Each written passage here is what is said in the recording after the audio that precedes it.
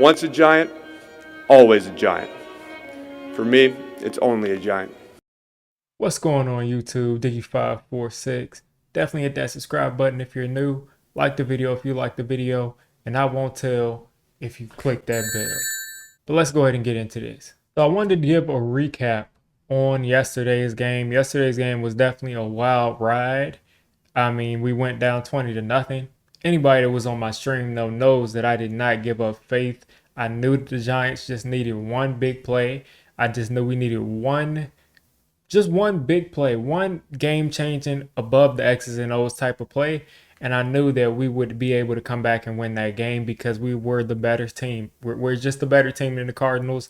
It's just that simple. We dominated both lines of scrimmage as far as in the run game in the second half. Now that pass rush, I'll get to that. But we really showed up and did our thing.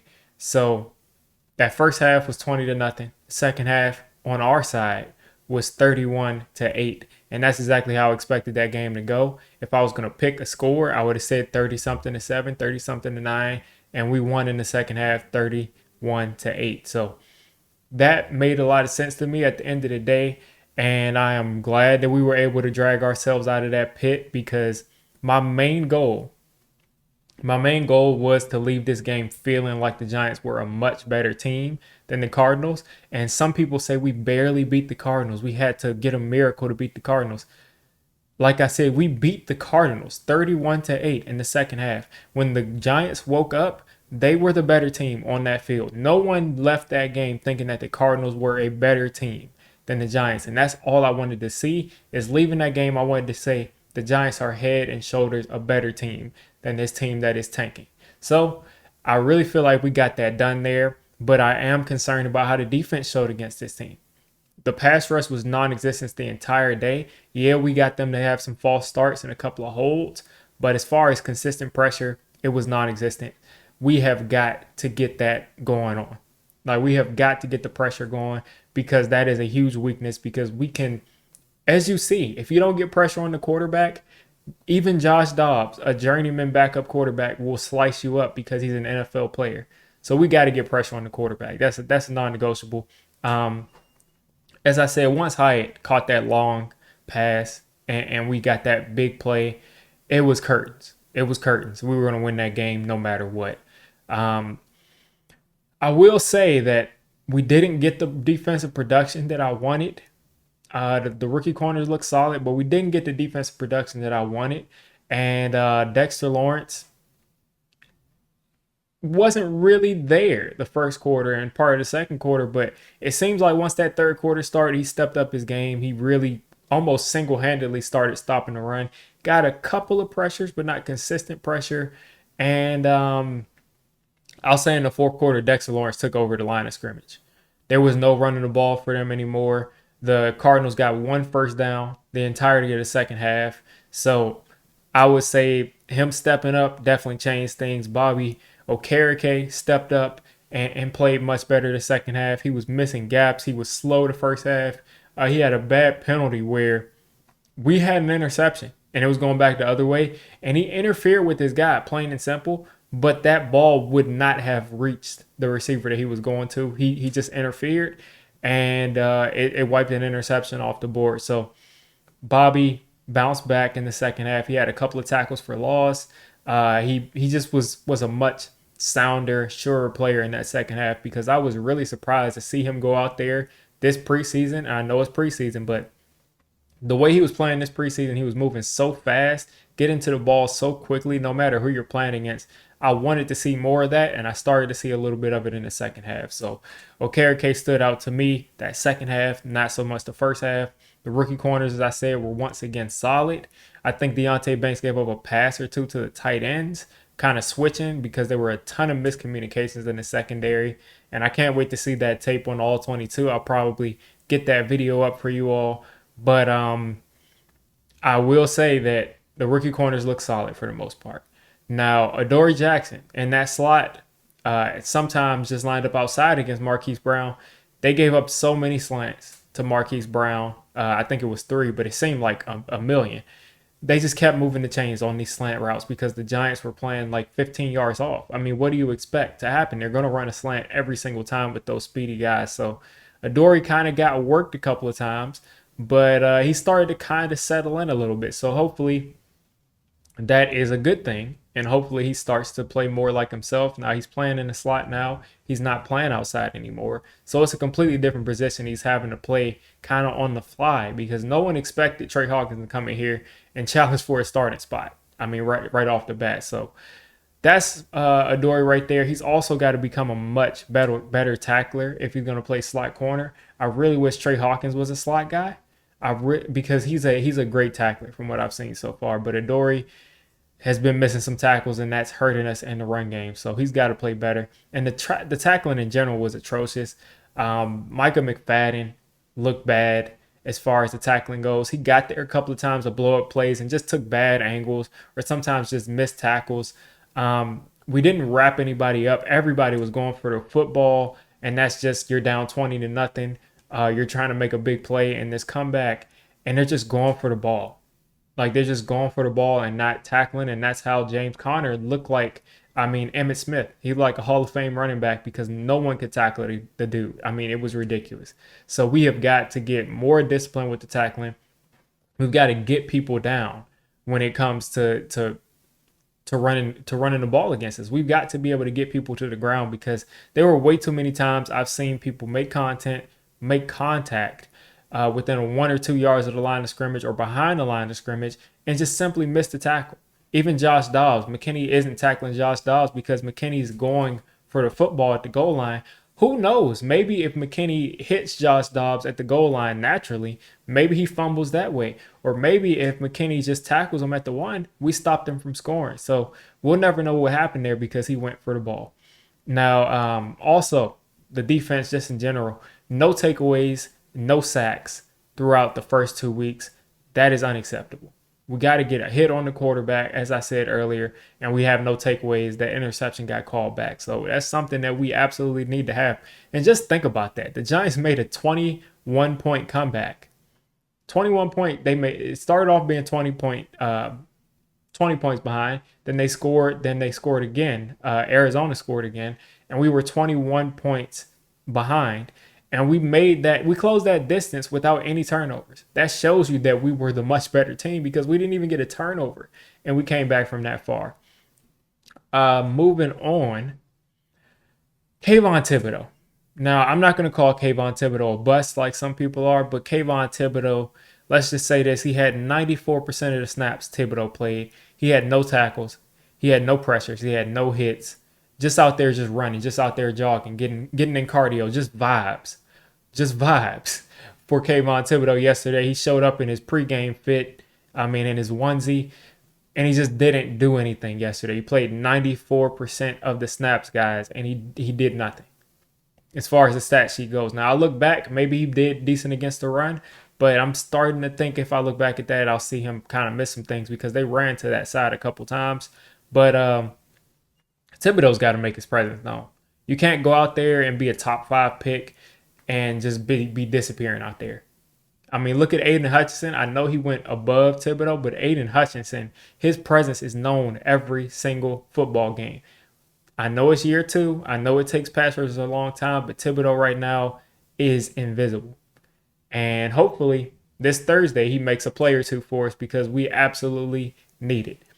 Again, we were down 20-0. We pretty much beat ourselves, but the franchise guy, the guy who everybody talked about his money, everybody was counting his pocket, everybody was counting his check, Daniel Jones took over the game. He took over this football game. Let's just go over some of the stats. Threw for 250-plus yards in the second half, rushed for 50-plus yards in the second half, threw multiple touchdown passes, rushed for a touchdown and had no turnovers, hit 6 different receivers. For those first 4 stats that I named, Daniel Jones is the only quarterback in NFL history that's ever done that in a half. He completely took over the game. And shout out to Underdog Fantasy. I'm going to squeeze the ad in here because I actually made $200 using Underdog Fantasy's Pick'em, the part of their app that where you pick higher or lower, and I picked higher in my pregame. I told you all, if you go into underdog fantasy, to put your pick 'em at higher than 35 yards for Daniel Jones. And guess what? Daniel Jones ran for 59 yards. Thank you, Diggy. Tell me thank you if you were able to make something out of it. If not, I mean, maybe you should listen to me next time. But Underdog Fantasy is a sponsor on the channel, and if you put down $5, $10, $20, all the way up to $100, Underdog Fantasy will match you 100%, all the way up to $100. So use code Diggy, go to Underdog Fantasy, listen to my picks next time, and get some free money.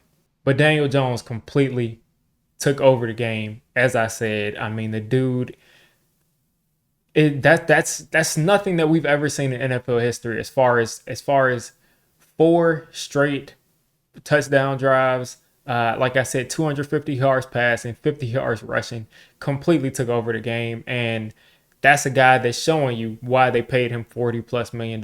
He showed up, he showed out. The interception he threw early on in the game was not his fault. So I'm hoping Daniel Jones can keep this momentum going on. He's taking shots down the field. Hopefully he can keep this going into San Francisco and give us somewhat of a shot to compete against San Francisco. And we'll see where the chips may fall in that game. But folks that are saying right now that the Giants stand no chance against other teams because the Cardinals are horrible and they struggle with them, this Giants team is not the Giants team that you saw the first 6 quarters of the season. They woke up and they showed that they were clearly a better team than that team that they've been showing up as the first 6 quarters of the season, which is why you saw them put up 31 points in the half against an NFL team. This is an NFL team they played against. These people are playing for their jobs. Believe it or not, Josh Dobbs is a quarterback that's saying, if I can go out here and put out some really good tape, if Josh Dobbs had played that entire game as well as he played the first half, and he did that over a couple of weeks, he'd probably get another job or at least a decent backup contract. Why would Josh Dobbs go out there and throw the game? Please tell me, people. Use your brains. Don't say things that don't make sense. Players are not throwing the game. Now, the organization might have said, let's get Josh Dobbs because we don't think he's good. But players out there, they were fighting, and they were not giving up 31 points and a half on purpose. They were not only getting 1 first down on purpose. All those players are playing for their jobs, they're playing for their families, and they're not throwing away games. There's not enough money you can pay them to give up the rest of their career. So moving on, the offensive line showed up. I say in the first half, I mean, we gave up a couple of sacks first half, but none of these sacks were like awful sacks that you can say like we didn't have protection. Because when you look at this, first off, let's go through some of the pass block win rates. Josh Ezeudu, left tackle. Shout out to Josh Ezeudu for stepping up at left tackle. 89.7% win rate. Mark Glowinski, 93.8% win rate.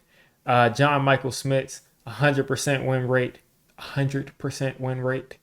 100% win rate for John Michael Schmitz. Marcus McKeithen, 89.7% win rate.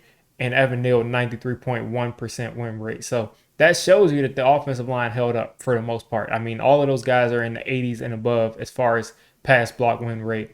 The fastest sack yesterday was 4.4 seconds. So the fastest sack was a covered sack. It was nothing where a guy was dropping back and immediately got sacked.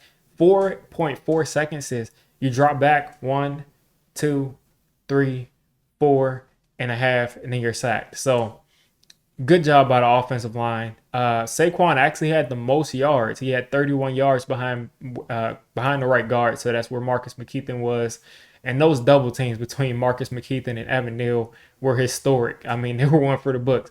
2 guys that are like 330-something pounds, just completely mauling people on that right side. That was fun to see. So the offensive line, I have no complaints about. No complaints about. Some people said Daniel Jones did this, and he didn't have his starting left tackle, and he didn't have his starting left guard, and he didn't have the offensive line showed up. I don't want to hear any excuses about Daniel Jones not having Andrew Thomas when he had plenty of time to throw. Every single time he dropped back, he let the ball go. He had time to survey the field. He had time to go down the field. So shout out to the offensive line. And then to kind of wrap this up, Saquon Barkley, I mean, in the last couple of plays of the game, pretty much a meaningless run. You're giving this ball to Saquon Barkley because you want Saquon to make sure he holds on to the ball. You trust him to make the right decision. If anybody's going to break a run and completely ice the game, it's him.